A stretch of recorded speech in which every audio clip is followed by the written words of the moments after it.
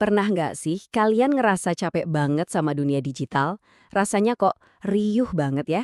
Nah, hari ini kita bakal cari jawaban dari tempat yang mungkin nggak kepikiran sama sekali, kearifan lokal kita sendiri. Kita akan lihat bareng-bareng gimana warisan leluhur kita ternyata bisa jadi filter paling cerdas di tengah banjir informasi global. Yuk kita mulai. Oke, sebelum kita ngomongin solusinya, kita jujur-jujuran dulu sama masalahnya ya. Kita ini kan hidup di era yang super terkoneksi. Tapi koneksi ini tuh datang bareng paket suara yang berisik banget. Setiap hari kita literally dibanjiri sama informasi yang gak ada ujungnya.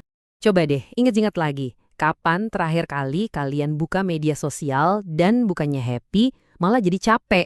Rasanya tuh sesek gitu, kayak masuk ke pasar paling bising sedunia, di mana semua orang teriak tapi nggak ada yang bener-bener dengerin.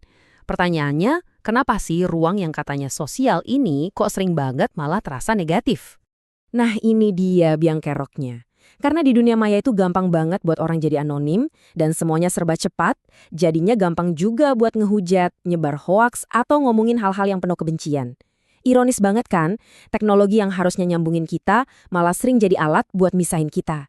Ini salah satu paradoks terbesar di zaman kita sekarang. Tapi gimana kalau untuk ngatasin masalah yang super modern ini, kita nggak perlu nyari teknologi baru? Gimana kalau solusinya itu udah ada dari dulu, tersembunyi rapi di dalam harta karun leluhur kita sendiri? Yuk kita gali bareng-bareng. Ajining diri, sokolati. Kehormatan diri itu datangnya dari ucapan. Filosofi Jawa ini rasanya kok relevan banget ya sekarang. Di dunia maya, lati atau mulut kita itu ya jempol kita. Setiap komen, setiap status, setiap reply, semua itu ngebentuk siapa kita dan gimana orang lain ngelihat kita. Dalam banget kan? Sekarang kita ke Minangkabau. Ada falsafah alam tak kambang jadi guru. Alam semesta adalah guru kita. Wah, ini pengingat yang kuat banget buat kita supaya tetap rendah hati. Di internet kan gampang banget ya ngerasa jadi yang paling tahu, terus kejebak di gelembung informasi kita sendiri. Kearifan ini tuh ngajak kita buat terus belajar, dengerin, dan ngamatin. Bukan cuma teriak paling kencang. Sopan santun. Mungkin kedengerannya sepele dan kuno ya. Tapi jangan salah, ini tuh fondasi dari semua interaksi yang sehat. Di dunia digital, sopan santun itu bisa sesimpel nggak motong omongan orang di diskusi online, nggak ngetik pakai huruf kapital semua kayak lagi teriak, atau ya sekadar bilang makasih pas ada yang bagi info berguna. Inilah lem sosial kita, baik di dunia nyata maupun maya. Nah sekarang, kita coba terbang ke Bali. Ada satu konsep inti yang bisa jadi semacam peta jalan buat kita nemuin keseimbangan di tengah semua kekacauan ini. Sebuah filosofi tentang harmoni. Namanya Trihita Karana, yang artinya 3 penyebab kesejahteraan. Filosofi dari Bali ini adalah model yang indah banget buat mencapai harmoni. Intinya simple, hidup kita bakal sejahtera kalau kita bisa ngejaga keseimbangan dalam 3 hubungan paling dasar. Hubungan kita sama Tuhan, sama sesama manusia, dan sama alam. Ini dia 3 pilarnya. Harmoni dengan Sang Pencipta itu bisa berarti kita pakai teknologi buat hal-hal yang baik. Harmoni dengan sesama manusia, wah ini jelas banget nyambungnya sama cara kita berinteraksi online. Harus pakai empati dan rasa hormat. Dan harmoni dengan alam, ini ngingetin kita kalau dunia digital itu juga punya dampak ke dunia nyata loh. Kalau kita bisa nyiimbangin ketiganya, kita bisa dapetin kedamaian, bukan cuma di luar sana, tapi juga di dalam diri kita. Oke, jadi kita udah ngumpulin alat-alatnya nih. Kearifan lisan, kerendahan hati, sopan santun, sama filosofi keseimbangan.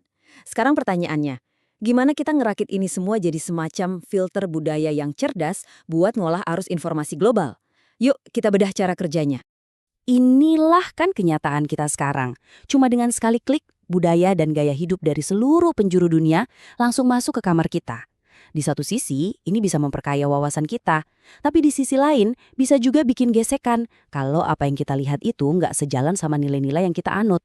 Nah, disinilah keajaibannya terjadi. Coba bayangin semua informasi global itu masuk dari sebelah kiri, terus kearifan lokal kita ini bertindak sebagai filternya.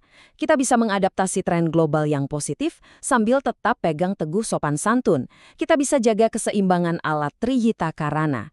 Dan yang paling penting, kita jadi punya semacam perisai buat nolak hal-hal yang negatif atau merusak. Ini bukan soal nolak dunia luar ya, tapi soal memilih dengan sadar mana yang baik buat kita. Jadi, ini semua tuh bukan cuma konsep filosofis yang indah di atas kertas saja. Ini beneran sebuah perangkat praktis yang ada di tangan kita semua. Sekarang giliran kalian untuk menggunakannya. Gimana caranya? Gampang kok. Mulai aja dari 2 langkah sederhana ini. Pertama, coba deh kenali lagi budaya kalian sendiri. Gali lagi filosofi dan tradisi dari daerah asalmu. Kedua, jadilah penyaring yang aktif. Waktu lagi scrolling, coba deh tanya ke diri sendiri, ini sejalan gak ya sama nilai-nilai gue? Dengan gitu, kalian bukan lagi konsumen pasif, tapi seorang navigator yang sadar dan berdaya.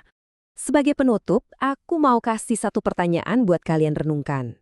Dari sekian banyak kearifan lokal yang kita punya di Indonesia, kira-kira mana sih yang paling kalian butuhkan saat ini untuk menghadapi riuhnya dunia digital? Jawabannya ada di dalam diri kalian masing-masing. Terima kasih sudah menyimak dan selamat menjadi filter yang lebih cerdas.